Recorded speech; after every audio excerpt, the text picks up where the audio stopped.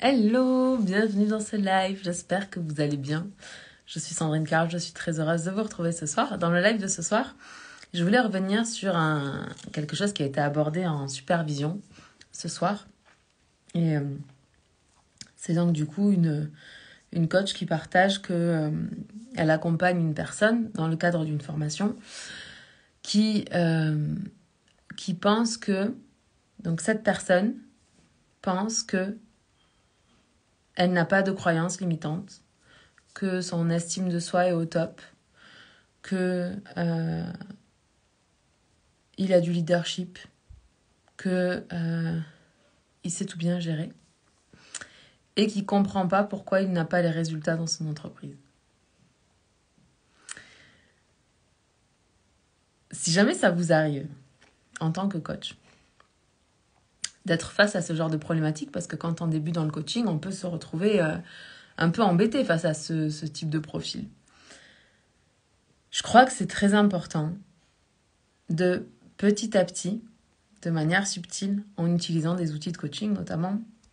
Moi là par exemple, si j'avais été à la place de cette coach, j'aurais utilisé le modèle de Brooke Castillo pour lui faire prendre conscience que ses pensées créent des émotions, ces émotions créent des actions, et ces actions créent des résultats.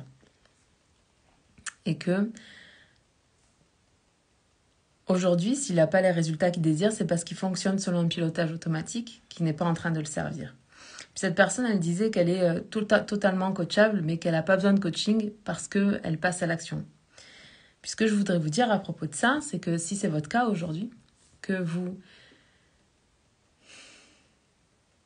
Premièrement, si vous pensez que vous êtes coachable,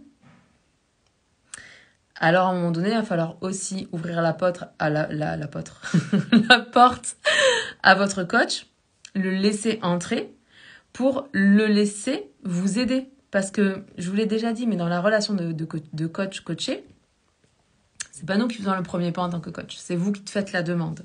Vous faites la demande, on répond. Vous exposez la raison pour laquelle vous venez, on va poser des questions, questionner, on va définir ensemble un objectif et ensuite on va vous proposer un plan d'action.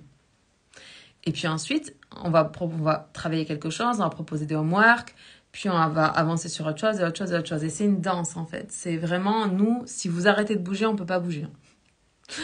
Si vous arrêtez de bouger, l'idée c'est de venir dire à son coach, bon ok, ça fait 3 semaines que je temporise, que je procrastine, que j'arrive pas à mettre en place ce qu'on a dit, j'arrive pas à identifier pourquoi. Ok, très bien, on est là pour coacher. Donc on va coacher sur ce qui pose problème. Et je fais une parenthèse là-dessus. Le problème, c'est que très souvent, quand vous prenez un coach pour vous accompagner à avoir des résultats dans votre entreprise, vous, quand ça va pas, vous disparaissez. Et il y a personne qui peut vous aider. Le coaching que vous avez payé pour vous aider à obtenir des résultats dans votre vie professionnelle, sachez que si vous avez des difficultés d'ordre personnel, c'est toujours le cas en fait. Même si on vend du coaching 100% professionnel, on va à un moment ou à un autre, on va coacher sur le personnel parce que le personnel va prendre la place sur va avoir une influence sur votre vie professionnelle. Donc si vous pensez que vous êtes coachable, mais que vous pensez que vous avez une estime de vous qui est au top, vous n'avez pas de croyances limitantes, votre intelligence émotionnelle est au top, et vous avez du leadership, et vous passez à l'action et vous ne comprenez pas pourquoi vous avez les résultats, c'est que vous n'êtes pas coachable.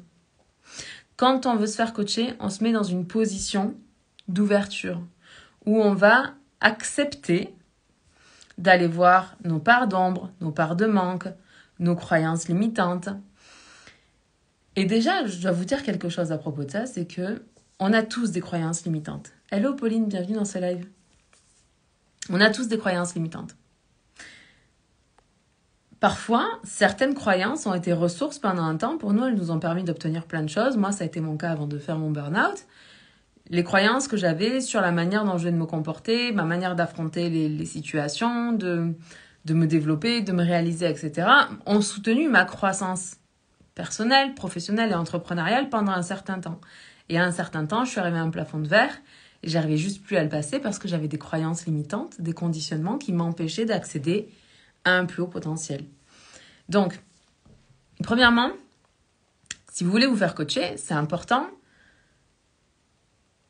d'ouvrir la porte au fait que même si en tant qu'être humain vous êtes parfait, tel que vous êtes, Il n'empêche que vous avez le droit de croître, d'évoluer, de grandir, d'apprendre, de comprendre, d'approfondir. Parce que c'est souvent ça le truc. Quand on est face là, on parle de quelqu'un qui est dans la spiritualité. Et parce qu'il a compris, plan mental, il a compris beaucoup de choses. Le problème, c'est qu'il y a une grande différence entre comprendre quelque chose et vivre les bénéfices de cette chose-là. Puis si les résultats que vous avez dans votre vie ne correspondent pas à ce que vous désirez, c'est qu'il y a des croyances limitantes. C'est qu'il y a des conditionnements inconscients, des programmations inconscientes qui sont dans votre inconscient, dont vous n'avez pas conscience, qui créent et qui génèrent des croyances et des pensées. Et ces croyances et ces pensées, elles génèrent certaines émotions. Et si elles génèrent des émotions désagréables, comme je crois que c'est le cas pour cette personne, en fait, oui, vous allez passer à l'action. Mais vous allez passer à l'action en mode combat. Vous allez passer à l'action en réaction par rapport au fait que vous n'avez pas les résultats que vous voulez. Or, pour avoir les résultats que vous voulez, il va d'abord falloir plonger à l'intérieur de vous, comprendre qu'est-ce qui bloque aujourd'hui, qu'est-ce qui vous empêche de gagner, par exemple, l'argent que vous voulez gagner, d'attirer le partenaire que vous voulez attirer dans votre vie, de vivre une vie plus calme, plus sereine, plus apaisée. Bref, il va falloir comprendre ce qui vous empêche de vivre ça. Puis très souvent, ce qui vous empêche de vivre ça, c'est ou au niveau des émotions, en général des peurs, ou des émotions que vous avez réprimées, ou des pensées négatives, des croyances limitantes, des programmations inconscientes, des injonctions aussi, et des objections inconscientes auxquelles vous vous soumettez, parce que vous pensez que c'est comme ça que ça va se passer, mais c'est plus fort qu'une croyance en fait. C'est au-delà du simple fait de croire quelque chose. Bref, j'arriverai pas à le définir ce soir, je sens. Mais cette objection de l'inconscient vient défendre quelque chose. Là où une croyance limitante, elle vient préserver quelque chose. Okay. Donc c'est les deux côtés d'une même pièce. Donc, quand on ne sait pas comment faire et qu'on a besoin de développer des capacités, là, on fait des formations.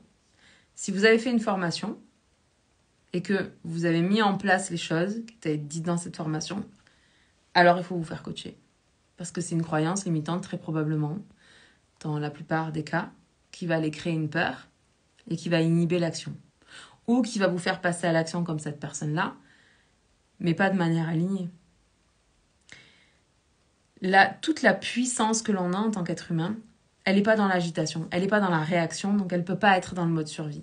Si je suis focalisée sur l'argent que je veux gagner, je vais aller activer le mode survie chez moi et je vais rentrer dans le mental et dans le comment.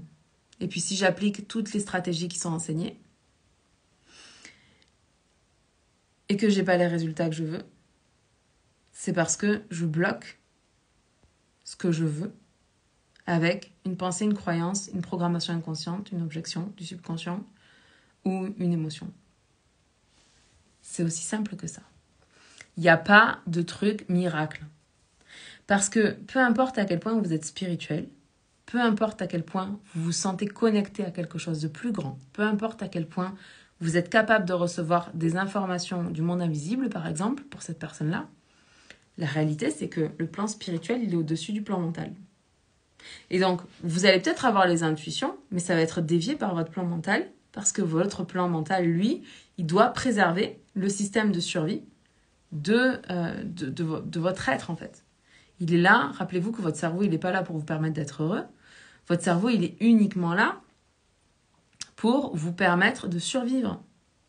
Donc, si je me dis, tiens, je veux faire tant de chiffres d'affaires, puis je mets les actions en place, puis je vois que j'y arrive pas, et je remets pas en cause le processus cognitif par lequel je suis passée pour obtenir ce résultat-là, je vais constamment créer l'échec. Plus je crée l'échec, plus je renforce le système de survie, parce que plus je crée l'échec, plus j'ai peur d'échouer.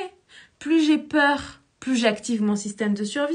Plus, au lieu d'activer l'amour, l'abondance dans ma vie, je vais activer le manque. Et plus j'active le manque, plus je reçois du manque.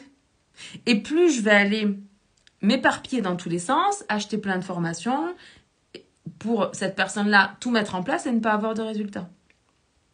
Quand vous faites les actions et que vous n'obtenez pas les résultats, c'est qu'il faut coacher l'être. Quand vous n'arrivez pas à poser des actions il faut coacher l'être. Le seul moment où on ne coache pas, c'est quand vous obtenez les résultats que vous voulez dans votre vie, dans tous les domaines de votre vie. Si votre vie amoureuse, elle va bien, votre vie professionnelle va bien, votre vie financière, c'est OK. Toutes vos vies, c'est OK. Vous obtenez à chaque fois ce que vous désirez. Vous n'avez pas besoin de vous faire coacher.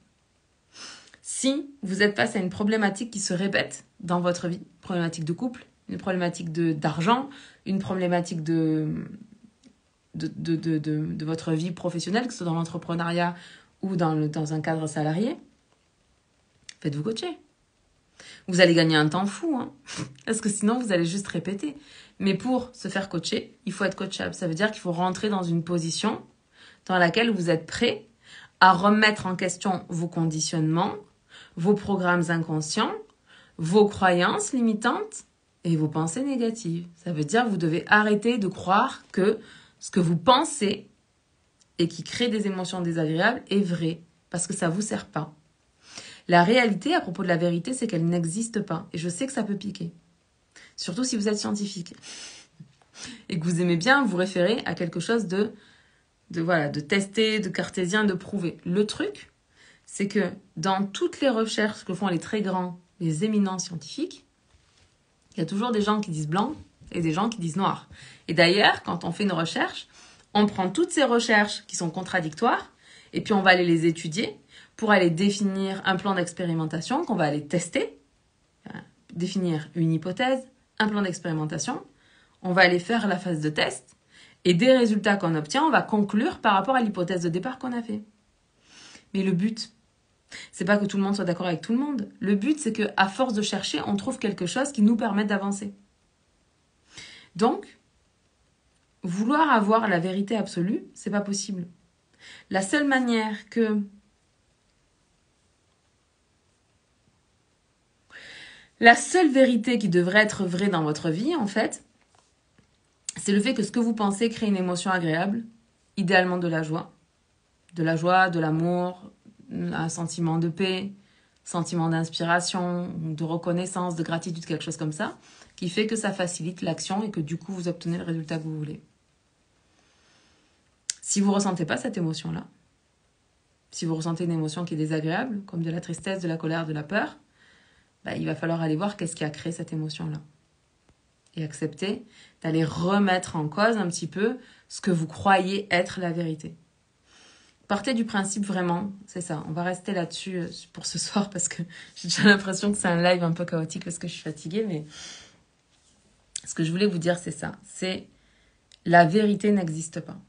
Je n'ai pas la vérité, vous ne l'avez pas non plus, et puis il n'y a personne sur cette terre qui a la vérité. On a chacun notre vérité.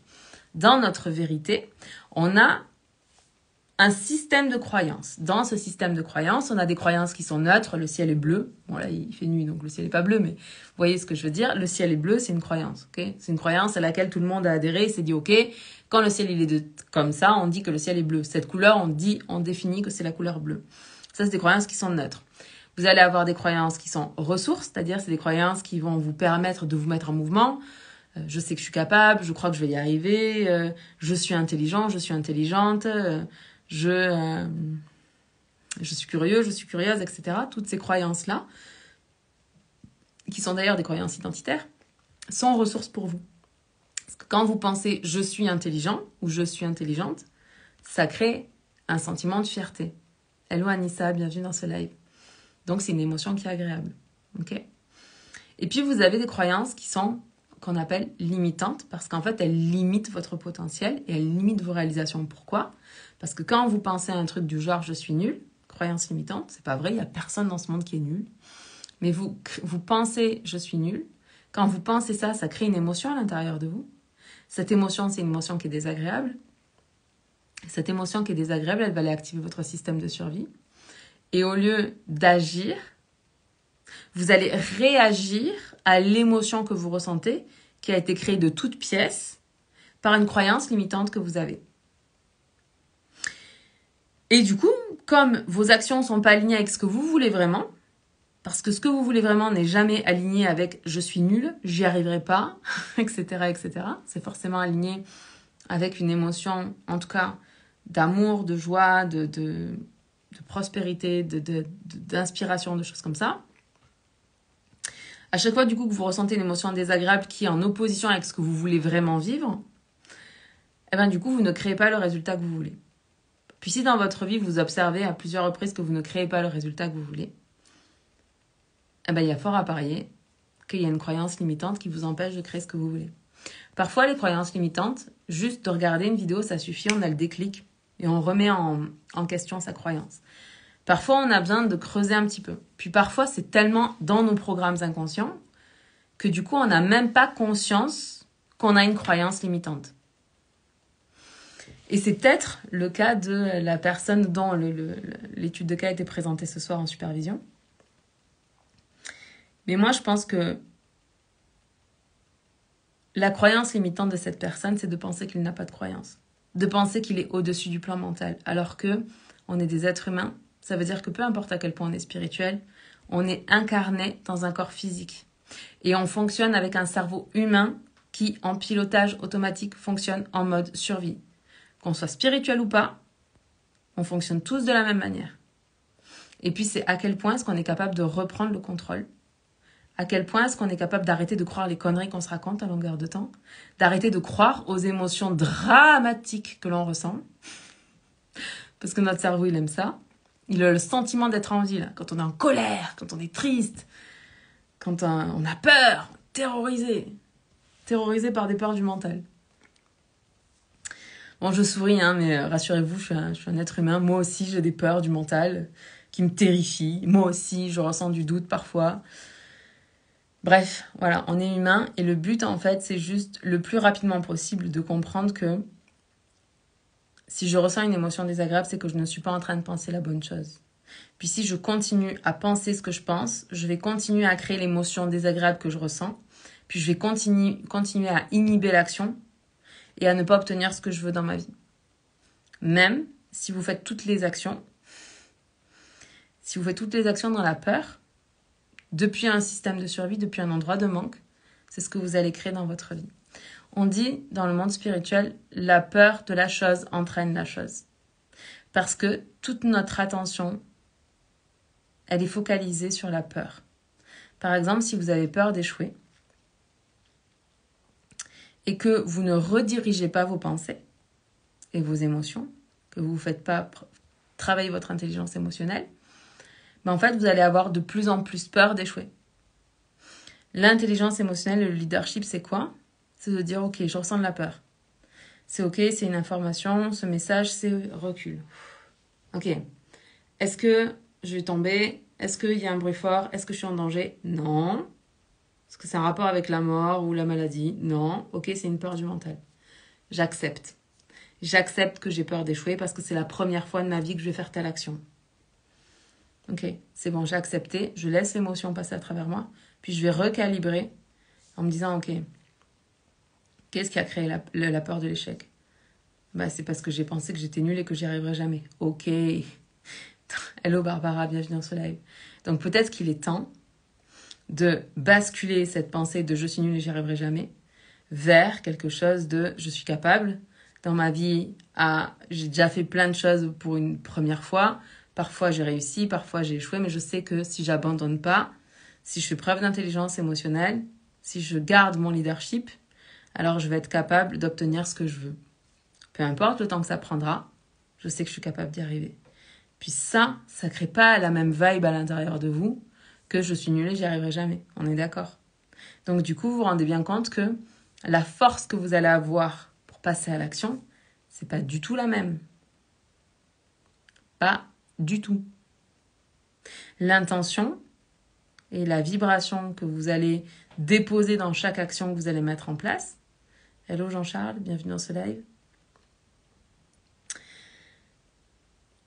L'intention que vous allez déposer, la vibe que vous allez déposer dans vos actions quand vous êtes dans votre leadership, quand vous avez utilisé votre intelligence émotionnelle pour poser vos actions, c'est pas du tout la même. Là, vous êtes en train de poser des actions qui sont extrêmement puissantes. Plus vos actions sont puissantes, plus le rayonnement est grand, plus le résultat que vous voulez dans votre vie sera facile à obtenir. Ok. Je vais vous laisser avec ça ce soir. J'espère que vous allez bien. J'espère que ce live vous aura apporté des prises de conscience. Je vous aime, je vous embrasse. On se parle demain. Bye.